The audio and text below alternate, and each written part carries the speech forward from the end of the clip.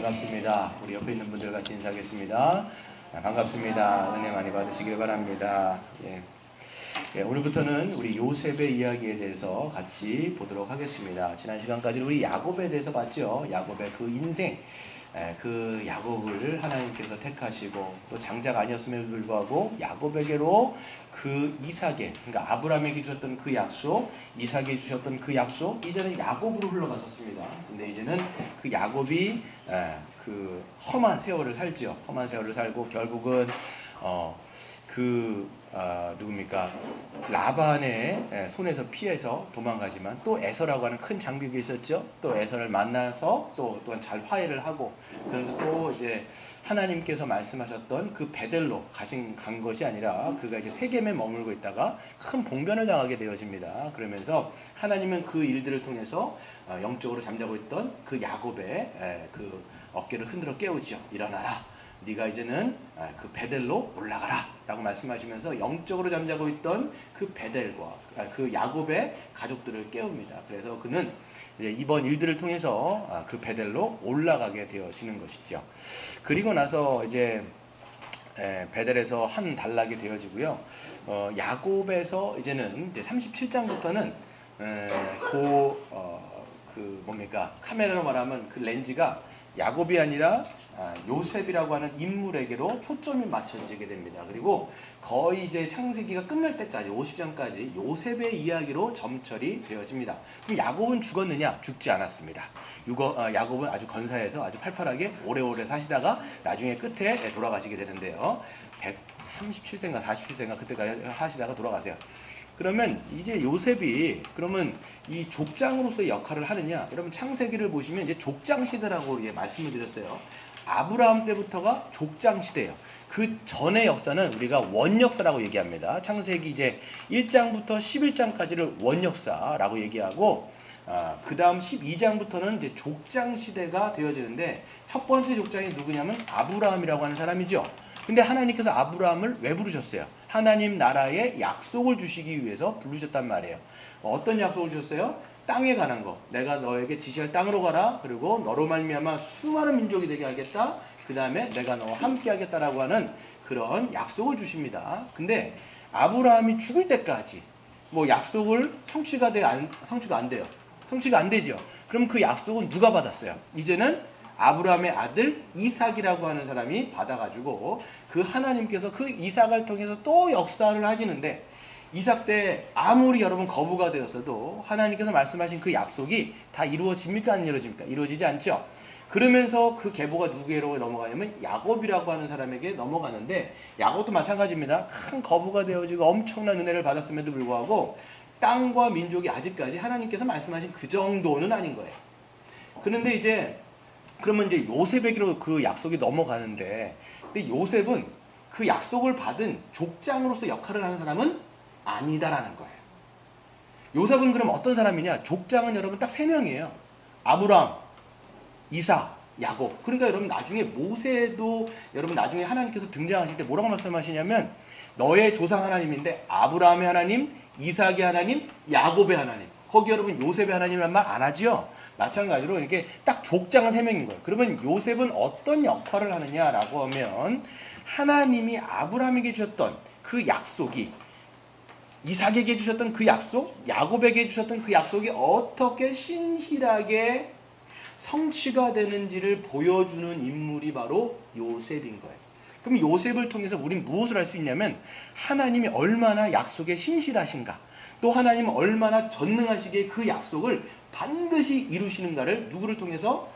이 요셉을 통해서 보여주는 인물이 바로 이제 이 요셉이라고 하는 인물이라는 것을 우리가 알고, 오늘부터 요셉의 이야기를 우리가 한번 살펴보도록 하겠습니다. 보시면 이제 야곱의 족보가 쭉 나오고요. 야곱의 족보는 이러하니라, 그러니까 야곱 나오죠. 2절에 보면. 그러면서 요셉이 몇 살이에요? 17살. 그러니까 17살이면 지금으로 말하면 이제 몇 학년인가요? 고등학교 한 1학년 정도 되어지는 그런 인물인 거죠. 그러니까 청년이라기보다는 아직까지 소년인 거예요. 소년.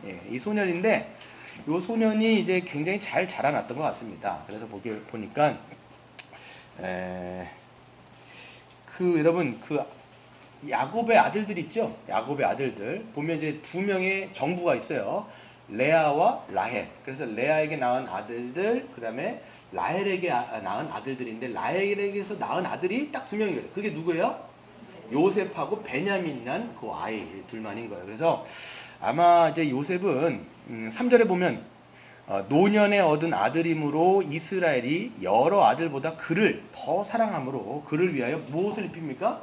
채색 옷을 입혔다라고 이야기합니다. 그래서 노년의 아들이기도 하고 라헬에게서 낳은 아들이기도 하면서 그러니까 이제 굉장히 사랑했던 것 같아요. 다른 형들보다 더 사랑을 하는 거죠. 그래서 그에게 입혀준 게 뭐냐면 채색 옷이라고 합니다. 우리가 채색 옷이라고 이야기할 때 사람들이 약간 뭐 이렇게 색동저고리 뭐 이렇게 약간 생각을 하는 분들이 많아요. 색동저고리 보면 아이들한테 막 알록달록한 거 막 입히는 거 있잖아요. 절대 그런 게 아니에요. 근데 이게 보면 이제 번역 자체가 채색 옷이라고 하는데 이 단어는 파스라고 하는 단어인데 이스라엘 백성들이 실질적으로 그냥 대부분 입고 다니는 건 뭐냐면 무릎까지 오는 외투가 있어요. 뭐 옷을 입은 다음에 이게 짠 옷을 입은 다음에 그 다음에 외투가 하나 있어요. 그 외투에서 보면 무릎까지 정도에 있고 그 다음에 짧은 소매를 입고 있는 그 외투를 입고 있는 거예요. 그러니까 일하기가 편하겠죠. 소매가 짧으니까. 근데 여기서 파스라고 하는 이 채색 옷은 뭐냐면 발목까지 내려옵니다. 발목까지 내려오고 그 다음에 소매도 굉장히 길어요. 그러니까 여러분 일하기가 쉬운 복장이에요, 일하기가 어려운 복장이에요.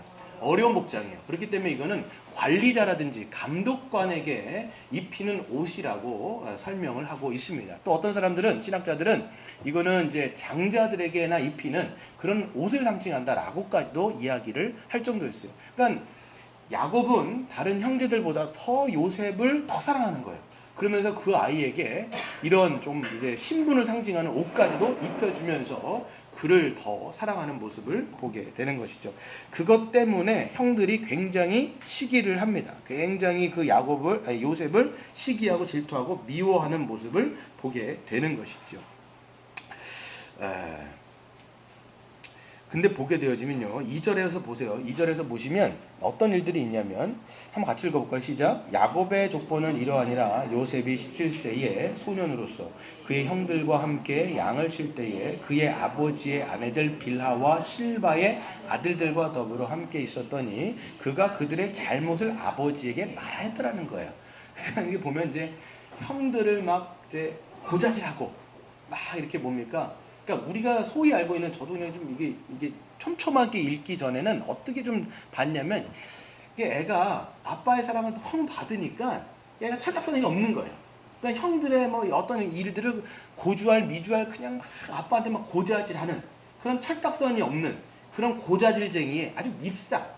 이런 거죠. 그런 밉상 같은 게 그런 애로 좀 봤단 말이에요. 저도 이게 인물을 분석하기 전에는. 근데 자세히 읽어보면요. 지금 이게 번역도 그가 그들의 잘못을 아버지한테 말했다고 했을 때 그냥 사소한 문제가 아니에요. 이 잘못이라고 하는 단어 자체가 라라고 하는 단어인데 이 라라고 하는 단어는 뭐냐면 악행인 거예요. 굉장히 뭔가 하나님 앞에서 그리고 인간의 어떤 윤리적인 문제에서도 악한 것들을 아버지한테 정직하게 얘기한 거예요. 그러니까 얘는 뭐 고자질쟁이라든가 뭐 밉상이라든가 그렇게 보기가 좀 어렵다라고 생각을 할 수가 있는 거죠. 실질적으로요, 이 형들은요, 가나안 땅에서부터 보면 굉장히 그 가나안 문화에 좀 물들어서 그런지 몰라도 굉장히 악하잖아요, 보면요. 할례라고 하는 것을 가지고 막 속여가지고 이 할례를 받으라고 얘기한 다음에 가갖고 그냥 막 칼 하나 들고 가고 목 다 베가지고 막 다 죽이고 몰살시키고 노략질하고 막 이런 사람들의 모습들을 우리가 볼 수 있단 말이죠. 그러니까 이 형들의 악함이 여전했던 것 같아요. 그러니까 이것을 요셉은 보고 아버지한테 그것들을 그대로 이야기했던 모습을 우리가 좀 볼 수가 있는 것이죠. 또한 요셉은요, 아버지에게 사랑받고 신뢰를 받는 아들이었을 뿐만 아니라 굉장히 순종하는 아들로 드러납니다. 아버지는요, 다른 형들이 일을 할 때 아까 말씀드렸죠. 이 파스라고 하는 이 채색 옷을 입혀가지고 이게 감독자라든지 관리자였던 것을 상징하는 옷이기도 하는데 실질적으로 형들이 일하러 갔을 때 어떻게 해요? 요셉 보고 가가지고 형들이 지금 잘 일을 하고 있는지 너는 좀 보고 와라 라고 이야기합니다. 그러면서 어디로 가요? 헤브론에서 세겜으로 갑니다. 그리고 세겜에서 갔는데 아무리 찾아도 형들이 없는 거예요. 거기서 좀 방황하다가 어떤 사람을 만나고 어디 있습니까? 라고 했을 때 니드 형이 도단이라고 하는 지역으로 갔다라고 얘기합니다. 그래서 가는 거리를 총 계산해 보니까 120km예요. 여러분. 그냥 뭐 요 동네 조금 어디 가는 게 아니라 120km 가는 거예요. 헤브론에서 세겜까지가 90km예요. 그리고 이 세겜에서 도단까지가 30km입니다.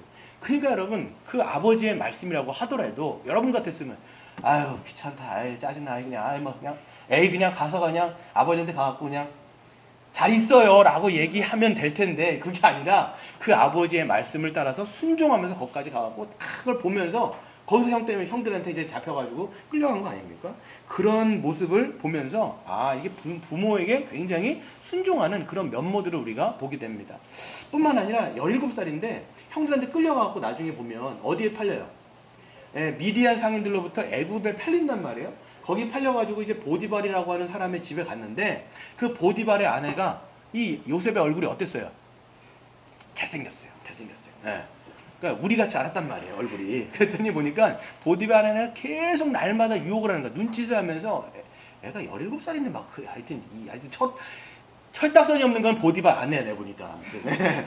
그 계속 그냥 눈짓을 하면서 막 한단 말이에요. 그랬을 때 그 요셉이 하는 말이 뭐였어요? 어찌하여 내가 하나님 앞에 죄를 범할 수 있습니까? 라고 하면서 뿌리치고 유혹을 뿌리친단 말이에요. 이걸 봤을 때 요셉이라고 하는 인물이 굉장히 정직하고 신실하고 부모님 앞에서 뿐만 아니라 그 하나님 앞에서도 얼마나 경건하게 자란 그런 소년인지를 우리가 알 수가 있는 거라는 것이죠. 그래서 지금 보면 요셉을 우리가 좀 다시 볼 필요가 있어요. 요셉 막 철딱선이 없고 밉상이고 막 애가 그냥 고자질쟁이고 그렇다기보다는 오히려 여러분 성경은요 요셉을 누구랑 닮아있다라고 얘기해요? 예수님이에요.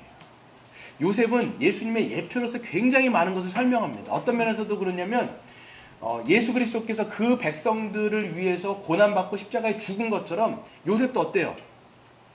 자기의 민족들을 구원하기 위해서 수많은 고통을 당한 다음에 결국 그 백성들을 구원하잖아요.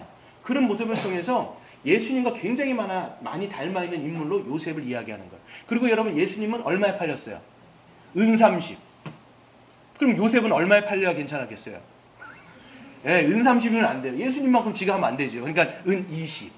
은 20에 팔려가지고 끌려가는 모습을 보면서 아, 굉장히 예수님을 닮아있는 그런 모습으로 우리가 설명을 하는 것을 보게 됩니다.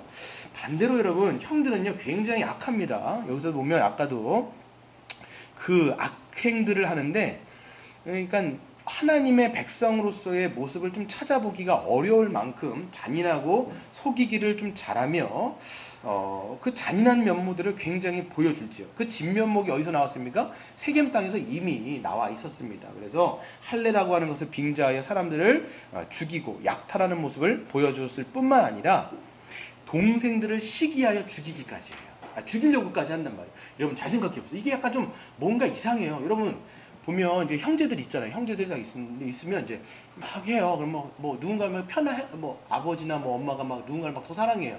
그렇다고 그래갖고 뭐 엄마 아빠가 좀 편안한 거 물론 잘못된 거지만 뭐 누군가를 막 이렇게 더 막 한단 말이에요. 그럼 애가 딱 생각하다가 그래 아버지가 나보다 쟤를 더 사랑해? 죽여버려야 되겠다. 이렇게 마음을 먹는 애가 있냐라는 거예요. 있을까요? 없을까요? 그렇게 마음 먹는 거는 쉽지가 않아요. 근데 지금 이 형들은 어떠냐면 그렇게 총애받는 요셉을 보면서 어떤 마음을 먹냐면 시기하고 증오하고 나중에는 아예 자기들을 손으로 죽이려고까지 하는 그런 악한 모습을 우리는 발견할 수가 있다라는 것이지.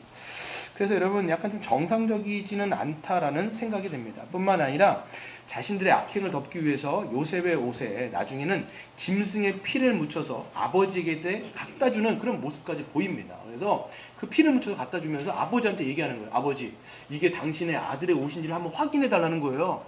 얼마나 속이길 잘합니까? 이게 보면 하나님 앞에 어떤 것들을 속이기도 하면서 아버지를 속이는 그런 좀 뭐라고 할까요? 하나님 나라의 백성으로서의 모습은 참 아닌 모습들을 보여주게 되는 것이죠. 그렇기 때문에 제가 생각할 때 야곱은요 그런 형들보다는 정말 그 신실하고 믿음 있고 정직하고 그런 그 요셉을 더 사랑하고 더 뭐라 그럴까요? 더 이렇게 챙겨줬던 모습을 볼 수가 있는 것이죠. 물론 이제 편애하는 것은 잘못이지만 그런 이제 모습을 보는데, 저는 여기서 어떤 생각을 하냐면, 이거는 지금 하나님이 그를 어떻게 생각하시는지를 좀 생각해 볼 수가 있어요. 하나님이 지금 그 형들보다도 누구를 좀 사랑하시는 것 같으세요? 요셉을 더 사랑하시며 요셉을 더 이렇게 위하는 모습을 보게 되는 것이죠. 그럴 때 이 야곱이 그를 더 사랑했을 때 형들은 오히려 어떻게 합니까? 그 요셉을 시기하고 질투하고 미워 오히려 죽이기까지 하려는 모습들을 우리가 볼 수가 있는 것이죠. 우린 여기서 한번 좀 적용해 볼 수가 있습니다. 여러분, 어둠이라고 하는 것은 빛을 싫어할까요? 좋아할까요? 싫어해요. 네. 어둠은요, 빛을 싫어합니다. 네. 그래서 세상의 어둠은요, 이 하나님 나라의 그 빛을 싫어해요. 저도 예전에 보면요, 그 예수를 믿기 전에는 그 예수 믿는 사람들이 그렇게 꼴 보기가 싫었어요. 좀 재수가 없더라고요, 저는. 딱 보면 하는 행동이라든지 말 자체 이게 이유가 없이 싫어요. 그래서 예전에 제가 이제 학교를 갈 때 스쿨버스를 타고 다녔어요. 저는 이제 그 학교 스쿨버스가 와가지고 쭉 이제 강서구청에서 스쿨버스 타고 가는데, 거기를 타면 항상 만나는 친구가 누구였냐면 제 고등학교 동창회를 만났어요. 근데 그 친구가 늘 만나면 뭘 얘기하냐면 자기 이제 동아리 얘기를 하는 거예요. 그때 그 당시 그 친구가 어떤 동아리였었냐면 기독교 동아리. 지금 하면 조이라는 동아리에 열심으로 좀 섬겼던 친구 같아요. 지금 생각해보면. 근데 맨날 생각하는 게 뭐 자기네 동아리에서 뭐 찬양한 얘기, 그 다음에 그 자기 지체들하고 뭐 이렇게 같이 뭐 이렇게 함께 했던 얘기들을 막 하는데, 저는 좀 가짜나 보이는 거예요, 얘가. 뭐 그딴 게 재밌냐. 술 먹고 같이 뭐 노래방도 가고 뭐 이렇게 나이트도 가는 게 재밌냐. 그냥 병신이다. 막 이런 생각을 제가 막 했었어요, 속으로. 저런 걸 재밌다고 하는구나. 저 등신 같은 놈. 막 그런 생각을 하는데, 이유 없이 걔가 좀 꼴배기가 싫은 거예요. 이유가 없어요, 이유가. 걔는 그냥 자기가 있었던 일들을 그냥 얘기하는데, 그냥 그게 싫은 거예요. 그냥 저는 그때 생각해보면 그냥 어둠에 있는 거죠. 어둠에 있는 거예요. 어둠은 그냥 빛을 싫어합니다, 여러분. 세상 사람들이 우리 이제 어떤 면에서는 이 교회 어떤 성도들의 어떤 그 사랑과 진실한 몸을 보면서 꼴보기 싫어할 때가 있는 거예요. 근데 우리가 또 한 단계 좀 넘어가서 생각을 해보면요, 교회 안에서도 마찬가지입니다. 우리가 함께 신앙생활을 하고 공동체로 우리가 한 몸으로 살아가지만, 때로는 우리가 어떤 것에 있어서 이유 없이 시기하고 질투할 때가 있어요. 이런 면들이 있는 거예요. 그래서 뭔가를 봤을 때 누군가를 그냥 이유 없이 미울 때가 있어요. 어떤 거냐면, 그냥 누군가가 하나님 앞에 정직하고 신실하게 살아가는 그 믿음의 사람을 보면서 이유 없이 그냥 시기가 나는 거예요. 자기가 그렇게 살지 못하기 때문에서 오는 어떤 시기일 수도 있고요. 또 주님이 그 사람과만 함께하는 것 같은 그런 생각이 드니까 그런 부러운 마음에 시기가 들기도 한단 말이에요. 우리의 어떤 자신들을 살펴볼 필요가 있는 겁니다. 그래서 여러분, 누군가에게 잠깐 이유 없이 시기 나고, 여러분 이유 없이 질투가 나고, 이유 없이 그 사람이 좀 미워진다 생각할 때는 여러분 뭔가 생각해 보세요. 내 영적인 상태가 지금 어떤가? 그냥 내가 지금 어둠 가운데 약간 어둠 안에 영적인, 우리가 세겜에 있기 때문에 영적인 베델에 있는 그런 사람들을 내가 좀 미워하고 시기하고 질투하고 있는 것은 아닌가라고 생각을 한번 해볼 필요가 있는 것이죠. 빌립보서 2장에 보면요, 항상 복종하여 두렵고 떨림으로 너희의 구원을 이루어라. 모든 일을 원망과 시비가 없이 하라라고 그래요. 모든 일에 원망과 시비가 없어야 돼요. 근데 우리 안에 그런 것들이 싹 들 때 우리는 생각해 보는 거죠. 야고보서도 말씀합니다. 야고보서 3장 14절부터 16절에 보면, 그러나 너희 마음속에 독한 시기와 다툼이 있으면 자랑하지 말아라. 진리를 거슬러 거짓말하지 말라. 이러한 지혜는 위로부터 내려온 것이 아니요 땅 위의 것이요 정욕의 것이요 귀신의 것이니, 시기와 다툼이 있는 곳에는 혼란과 모든 악한 일이 있다라고 이야기를 하고 있습니다. 시기, 질투, 원망, 다툼, 이런 것들은요, 하늘로부터 오는 게 아니라 어디에서 오는 거예요? 땅에서 나오는 거예요. 사단의 것이고, 여러분, 그렇기 때문에 성경이 뭐라고 얘기하냐면, 우리 여러분 신자도요, 그런 마음에 탁 사로잡히게 되면요, 교회론 때 제가 막 말씀드렸죠. 그런 마음들이 딱 들어오면요, 이게 옛사람의 마음이거든요. 그 마음을 잠깐 떨쳐버리지 못하면, 즉 새 마음과 새 본성으로 날마다 우리 심령이 새롭게 되지 않으면, 그런 마음은요 어떻게 돼요? 조금씩 우리의 영혼을 갉아먹게 돼 있어요. 그런 섭섭한 마음, 시기하는 마음들, 원망하는 마음들, 그게 여러분 점점 에너지가 커질까요? 점점 줄어들까요? 점점 커지게 돼요. 점점 이유 없이 그 사람이 계속 하면요, 이게 점점 커지는 거예요.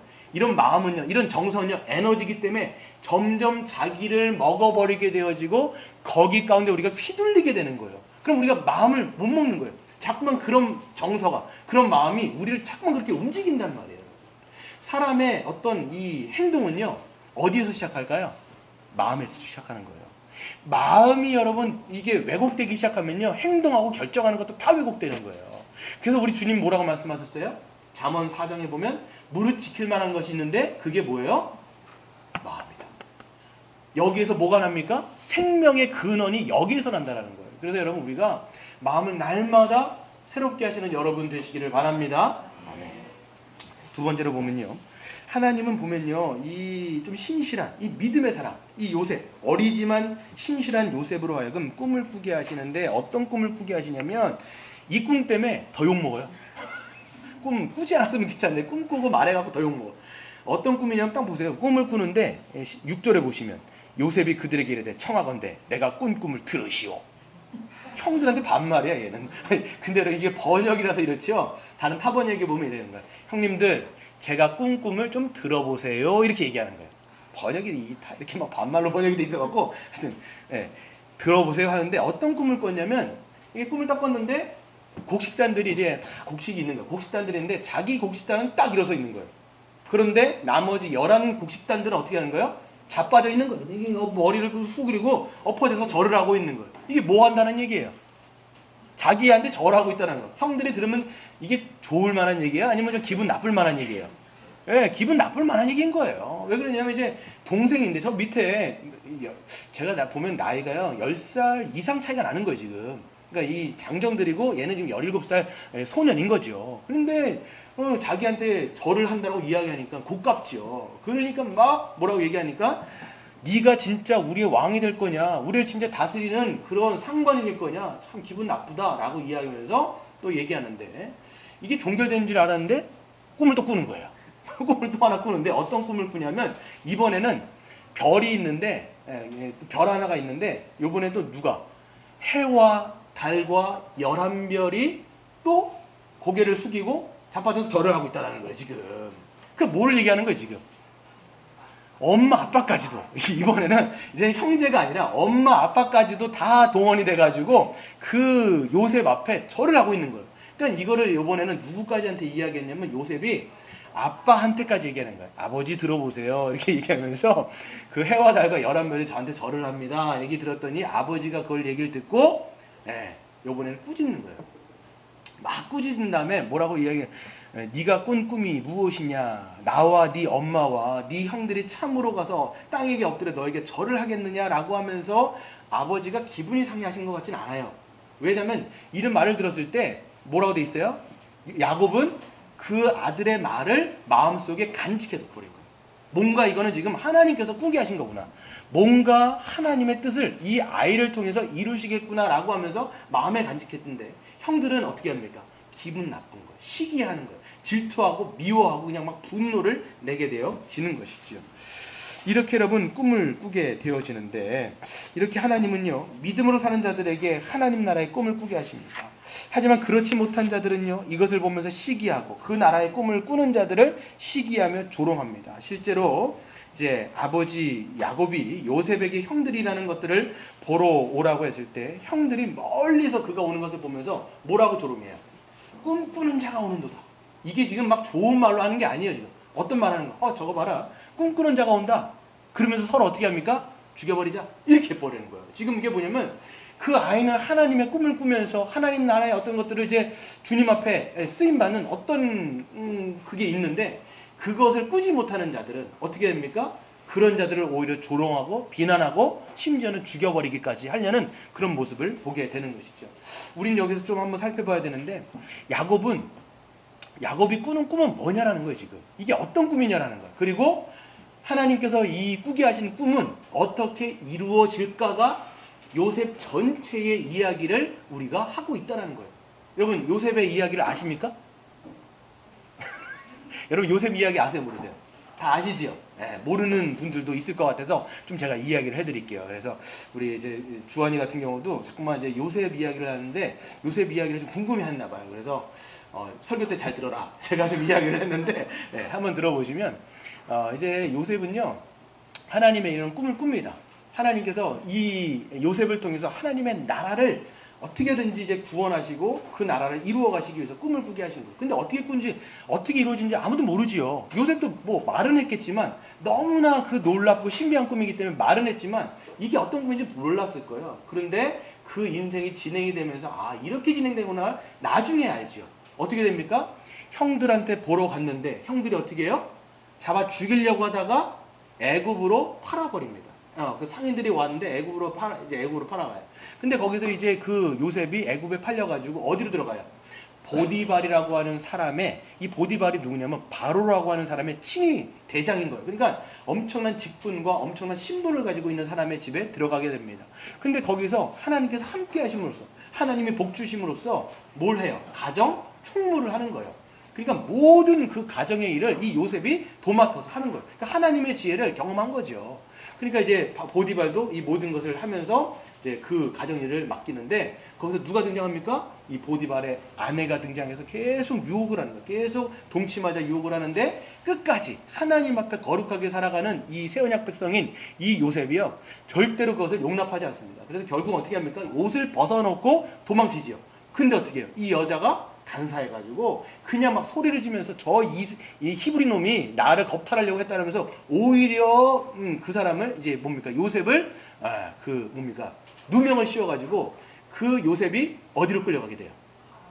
감옥에 끌려가는데 그 감옥은요 그냥 감옥이 아니었던 것 같아요. 아마 제가 생각할 때 보디발도 자기 와이프의 그 처신하는 것을 안 좋은 것을 알고 좀 생각했을 때 이 왕의 간수들이나 들어가는 왕의 제수들이 들어가는 그런 감옥에 들어가게 됩니다.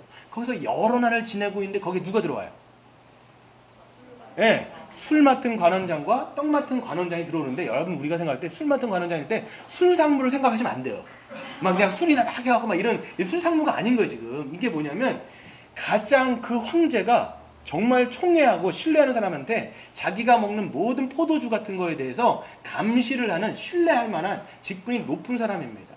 그리고 이 떡 맡은 관원장, 이게 우리말로 해서 떡 맡은 관원장인데 이게 지금 음식을 관할하는 거예요. 그러니까 마찬가지로 모든 왕이 먹는 음식을 이 사람이 먼저 맛보고 테스트한 다음에 하는 그런 직분을 맡은 사람이 이 사람인 거예요.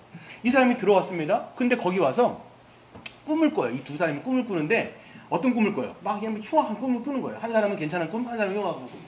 근데 이제 이 꿈을 해석할 만한 게 없으니까 왜 이렇게 근심합니까? 요셉이 물어봐요. 그때 이제 술 맡은 관원장이 이런 꿈을 꿨고 떡 맡은 관원장이 이런 꿈을 꿨는데 우리가 알 길이 없어가지고 이렇게 수심하고 근심한다. 내가 그 꿈을 풀어드리겠습니다. 쭉 얘기하는데 어떻게 돼요?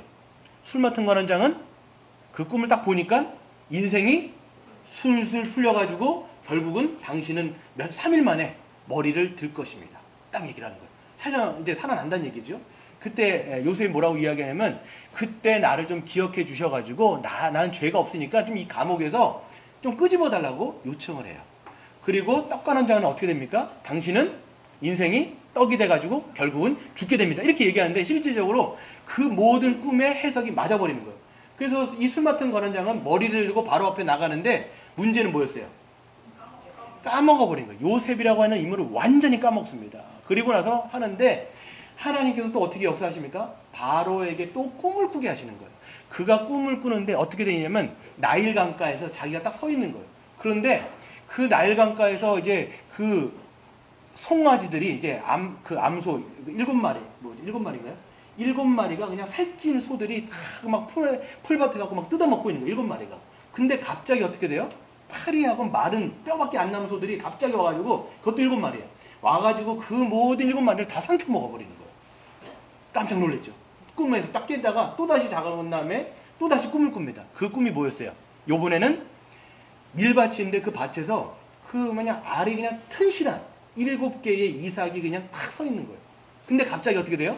동풍으로 완전히 메마른 그 7 이삭이 와가지고 또 7개의 먼저 있는 이삭을 싹 먹어가지고 완전히 없애버리는 거죠. 그 꿈을 꿨는데 알 길이 없잖아요. 번민을 하는데 그래서 애굽에 있는 점술가라든지 지혜자들한테 물어가지고 이 꿈이 뭐냐라고 묻는데 아는 사람이 있어요, 없어요? 아무도 없는 거예요. 아무도 없는 거예요. 그럴 때 누가 등장할까요? 예, 술 맡은 관원장이 그때 자기의 머리를 탁 강타하게 생각나는 거예요. 아, 바로한테 얘기하는 거예요. 내가 죄를 졌습니다. 그때가 내가 생각나는데 내가 그때 그 감옥에 있었을 때 어떤 그 소년이 자기의 꿈을 다 해석해 줬는데 그 꿈이 이렇게 나를 성취하게 했습니다 라고 하면서 그 아이를 기억해내고 추억해냈을 때 어떻게 됩니까? 그때 비로소 몇십 년 만에 이 요셉이 감옥에서 머리를 들고 그 다음에 바로 앞에 가게 되는 거죠. 바로에게 모든 꿈을 다 해석해 주는데 그 꿈은 뭐예요? 바로 하나라는 거예요. 어떤 꿈이에요?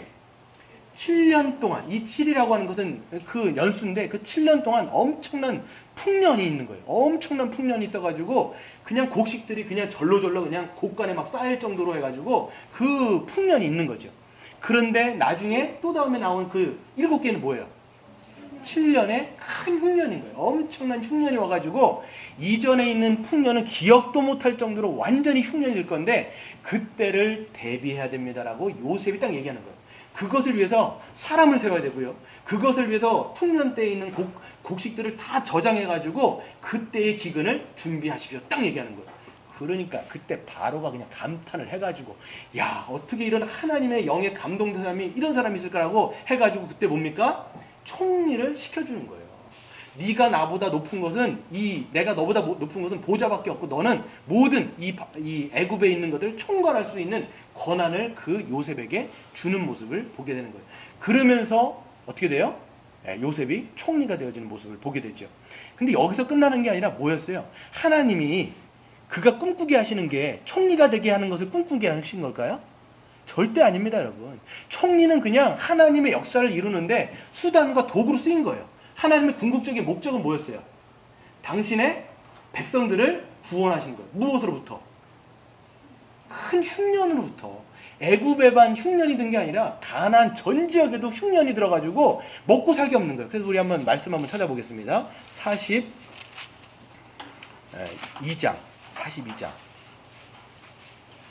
1절을 보세요. 42장 1절을 보시면 같이 읽어볼게요. 시작. 그때 야곱이 애굽에 곡식이 있음을 보고 아들들에게 이르되 너희는 어찌하여 서로 바라보고만 있느냐. 이 얘기하는 거예요. 막 기근이 들고 있는데 얼굴만 바라보면 곡식이 나오냐 임마? 그러면서 애굽으로 빨리 가야지. 이렇게 얘기하는 거예요. 서로 얼굴만 쳐다보고 있는 거예요. 계속 얼굴만 쳐다보고. 해야 될 건 뭐예요? 곡식을 얻어야 되는 거죠. 그랬을 때 야곱이 10명의 형제들에게 애굽을 보냅니다. 누구를 빼요? 베냐민을 빼요. 베냐민에게도 괴로움이 당할까봐 베냐민은 빼놓고 10명의 형제들이 그 애굽으로 가가지고 거기서 이제 곡식을 얻으러 가는데 그때 누가 있어요? 총리가 된 요셉이 서 있는 거예요. 근데 형들이 알았을까요? 몰랐을까요? 모르는 거죠. 근데 곡식을 얻어야 되니까 어떻게 해요? 여기서 요셉에게 절을 하는 게 바로 6절이에요. 한번 보세요. 시작. 때에 요셉이 나라의 총리로서 그 땅의 모든 백성에게 곡식을 팔더니 요셉의 형들이 와서 그 앞에서 땅에 엎드려 절하매. 그러니까 하나님께서 꾸게 하셨던 그 꿈이 지금 여기서 성취가 되어지는 거예요. 이루어지는 것을 보게 되는 거죠. 근데 여기서 어떻게 합니까? 여기서는 그냥 바로 곡식을 주지 않죠. 곡식을 주지 않고 어떻게 합니까? 어떻게 몰아버려요? 정탐꾼, 스파이로. 너희들 지금 우리 애굽을 정탐하러 스파이가 아니냐라고 막 몰아붙이는 거예요. 그러면서 한 놈은 그냥 거기에다가 결박시켜놓고. 그때 결박한 사람이 누군지 아세요? 시몬이라고는 둘째예요, 보면. 제가 생각할 때는 아마 요셉을 죽이려고 했던 그 주동자가 아마 시몬이었던 것 같아요. 그때 아마 그래가지고 한번 그냥 엿이나 먹으라. 그건 아니겠지만 하여튼 그래갖고 시몬을 딱 해놓고 그 다음에 나머지 형들이 막 가잖아요. 그래서 막 여차저차 해가지고 또 나머지 이제 9명의 형제들이 이제 야곱에게로 간 겁니다. 야곱에 가가지고 지금 뭐 이런 일을 저런 일을 막 설명하면서 이 베냐민 막내까지 데려오지 않으면 저기 있는 총리가 우리에게 그 곡식을 주지 않는다고 얘기합니다. 그래서 아버지가 니들은 왜 가고 그딴 얘기 해가지고 지금 베냐민 있는 얘기를 하고 왜 베냐민까지 내 품에서 죽이려고 하느냐 막 하는 거예요. 근데 나중에 결국 어떻게 됩니까? 베냐민하고 같이 야곱의 잠깐 헷갈리죠 이제 막 애굽으로 가가지고 거기서 여차저차 해가지고 이제 요셉과 함께 화해를 한 다음에 요셉이 형들에게 자기의 신분을 밝히는 장면이 나옵니다. 그 얘기를 한번 볼게요. 이 얘기들은요 나중에 한번 더 쭉 자세히 할 텐데요. 45장을 보도록 하겠습니다. 45장. 결국은 이제 요셉이 자기가 요셉이라는 것을 형들에게 알려주는 장면이 나오지요. 3절을 보시면 한번 같이 읽어볼까요? 시작. 요셉이 그 형들에게 이르되 나는 요셉이라 내 아버지께서 아직 살아계시니까 형들이 그 앞에서 놀라서 대답하지 못해요. 보세요. 얼마나 깜짝 놀랐을까요? 자신들이 이렇게 팔아갖고 죽이려고 했던 그 동생이 그냥 살아가지고 살아있을 뿐만 아니라 한 나라의 총리가 돼가지고 어마어마한 권력을 갖고 있습니까? 지금은 정말 손끝 그냥 하나 손짓만 하면 죽는 거예요. 그러니까 얼마나 부들부들 떨겠어요. 그런데 요셉이 여기서 어떻게 이야기를 하냐면 요셉은 전혀 다른 해석을 하는 거예요. 자기의 인생이 여러분 형들 때문에 완전히 왜곡됐잖아요. 완전히 몇십 년을 지금 감옥에 있다가 얼마나 그 엄청난 고통과 고난의 시간이었겠냐고요. 여러분 아버지 못 보지, 형제들 못 보지, 그리고 형제들의 그 배반 때문에 지금 자기는 엄청난 고통을 당하고 있으니까 정말 그냥 웬만한 사람들 같았으면 바로 죽여버렸을 거예요. 근데 그게 아닌 거예요. 모든 자기에 있었던 일들을 하나님의 주권 안에서 하나님의 그 역사 안에서 해석을 하고 있는 거예요. 그게 바로 5절인 거예요. 한번 같이 읽어볼까요? 시작. 당신들이 나를 이곳에 팔았다고 해서 근심하지 마소서, 한탄하지 마소서. 하나님의 생명을 구원하시려고 나를 당신들보다 먼저 보내셨나이다. 7절.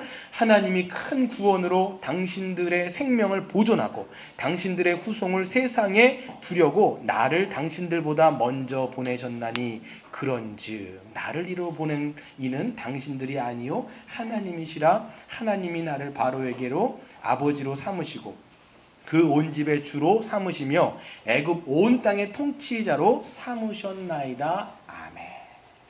지금 보면 요셉은 지금 자기의 그 인생을 그냥 뭡니까? 형들 때문에 망한 인생으로 지금 얘기하는 것이 아니라 하나님의 구원의 관점에서 자기 인생을 다 해석하고 있는 거예요. 나를 지금 애굽 땅에 보내신 건 누구라는 거예요? 당신들이 아니라 하나님이 나를 보내셨다는 거예요.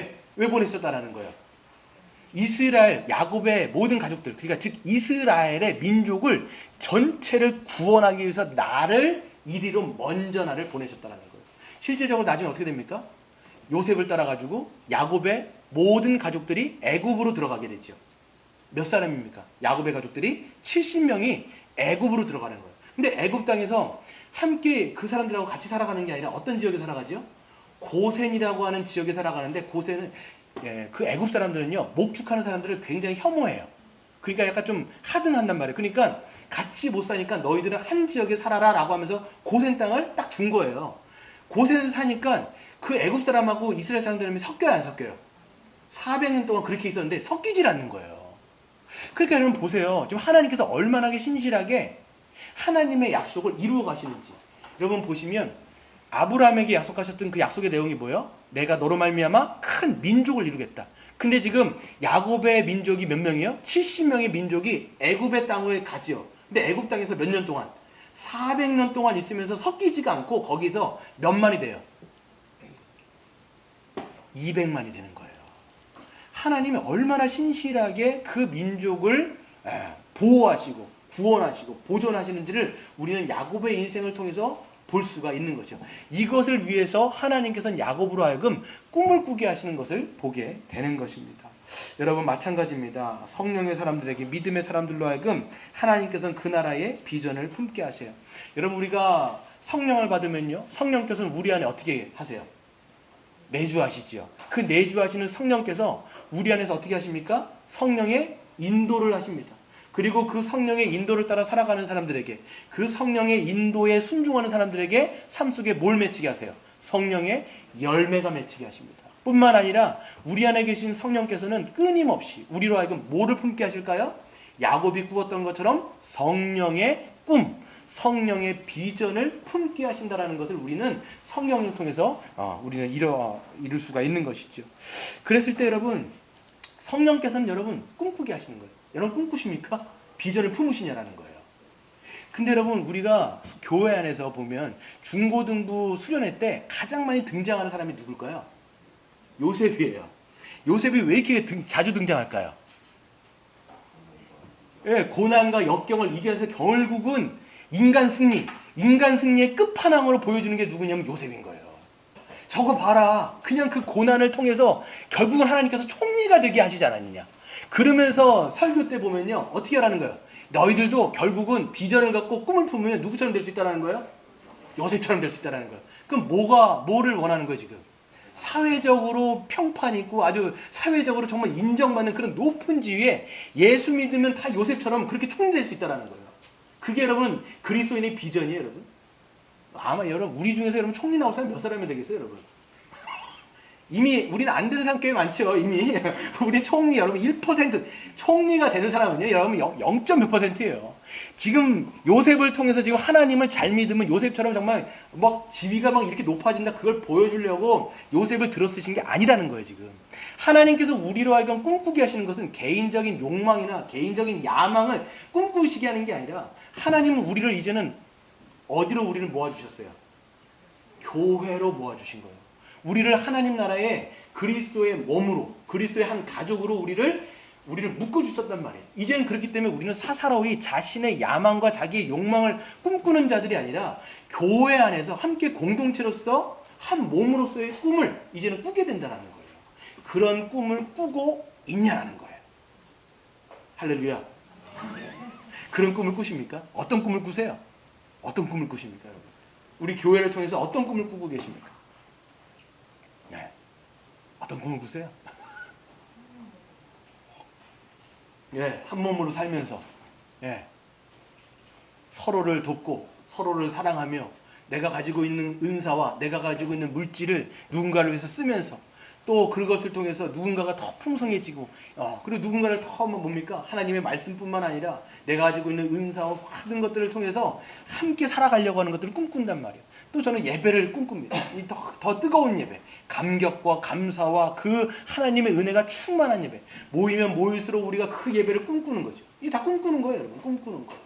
또 우리가 더 한 몸으로 살아가기를 꿈꾸면서 우리가 서로 하나님의 천국, 아까 우리 규사님사가 기도하더라고요. 그러니까 한 몸으로 살아가면서 천국을 누리는 것들을 우리가 꿈꾸는 거예요. 꿈꾸는 거예요.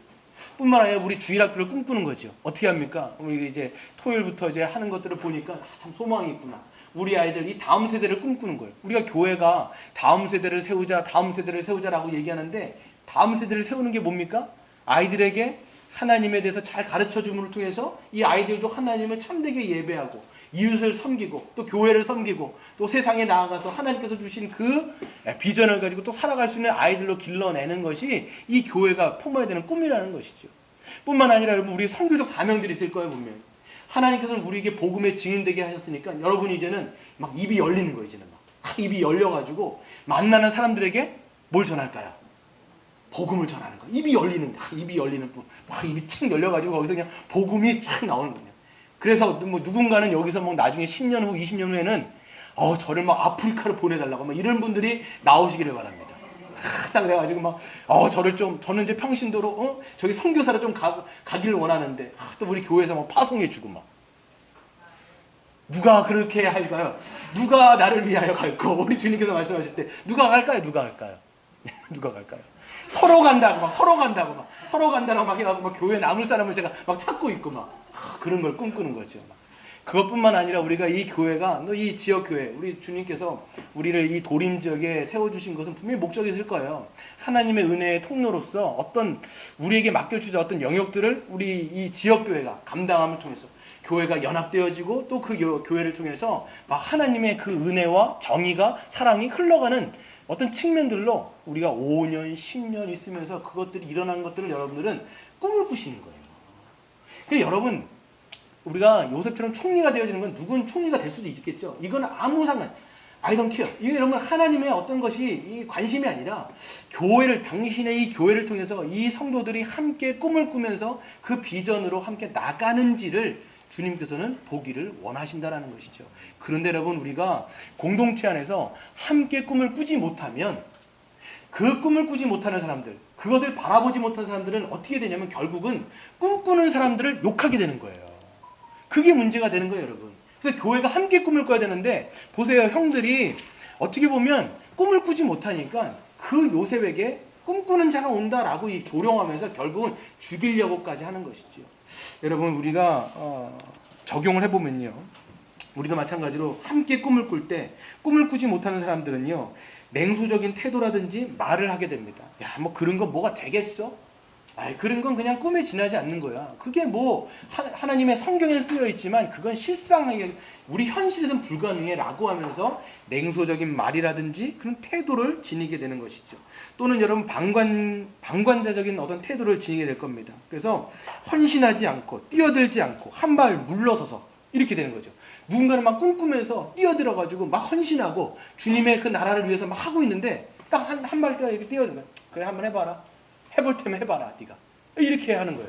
그리고 어떤 것들을 했을 때는 어떤 것을 보냐면 헌신한 사람들에서 지적하거나 정죄하는 거예요. 막 야 그래 잘했어 우리 함께 하자가 아니라 자기가 한 발 물러서 있기 때문에 지적하는 거예요. 아유 이건 이렇게 하면 안 되지 저렇게 했어야 되지 이렇게 해서 훈수두는 거.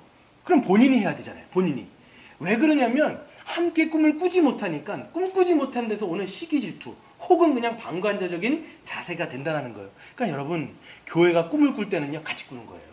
성령의 사람들 비전의 교회들은 이 꿈을 함께 꾸면서 발맞추어 나가는 것이지요. 우리 마지막으로 한 가지 더 놓고 우리 말씀을 듣고 마칠 텐데요.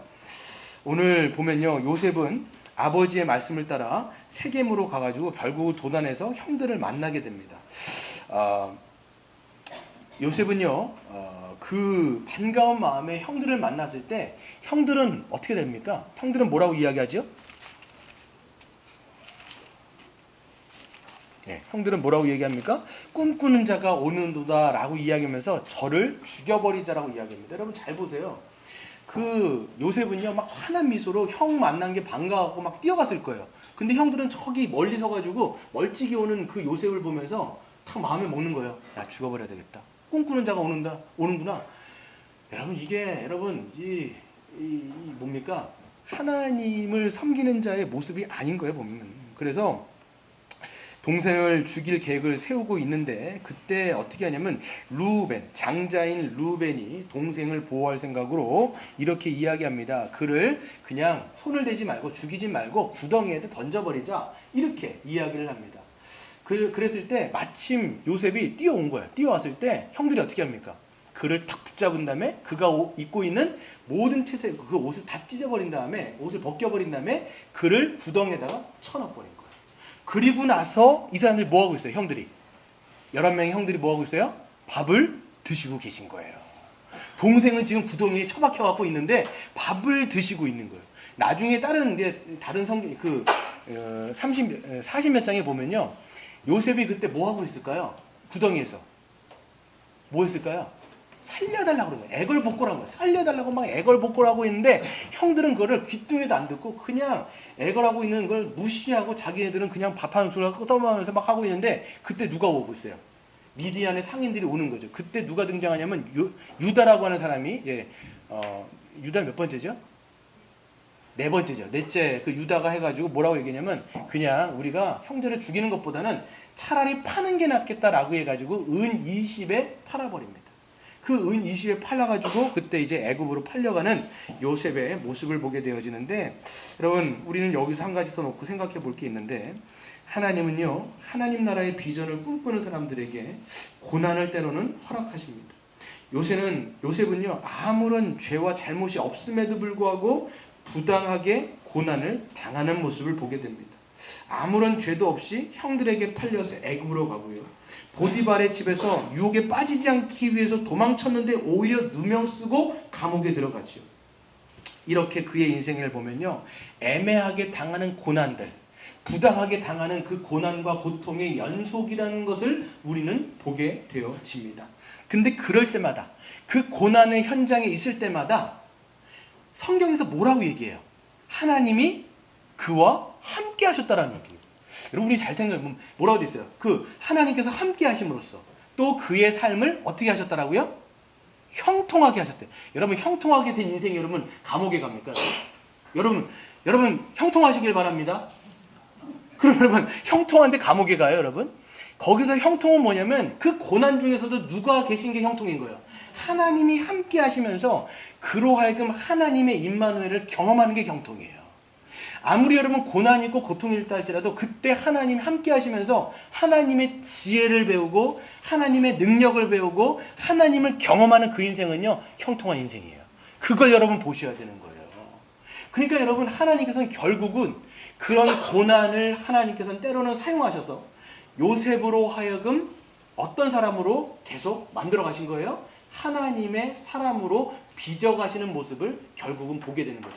나중에 여러분, 결정적인 계기가 됐을 때 바로가 꿈을 꾸고 바로에게 그 꿈을 해석해주고 그에게 지혜를 부어줬던 것은요, 다 이런 모든 고통의 순간들을 통해서 누구의 지혜를 배운 거예요? 하나님의 지혜를 배운 결과물이라는 거죠.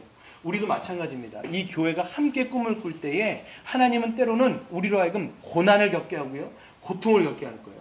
하나님의 일을 이루어갈 때는요, 그냥 쉬운 게 전혀 없습니다. 반드시 대가를 지불해야 되고요, 어떨 때는 장애물을 있을 때 그것을 뚫고 지나가야 된다는 거예요. 그럴 때 우리는 하나님의 뭘 경험할까요? 임마누엘을 경험하는 거예요. 하나님의 지혜를 경험하고 하나님의 그 능력을 경험했을 때 우리가 그렇게 빚어져 가게 되는 것이죠. 그래서 여러분, 우리가 함께 꿈꾸고 우리가 혼자 가는 것이 아니라 함께 그 고난을 같이 가는 것이기 때문에 그렇게 함께 그리스도의 일꾼으로 자라가시는 저 여러분 되시기를 주의 이름으로 축원드립니다.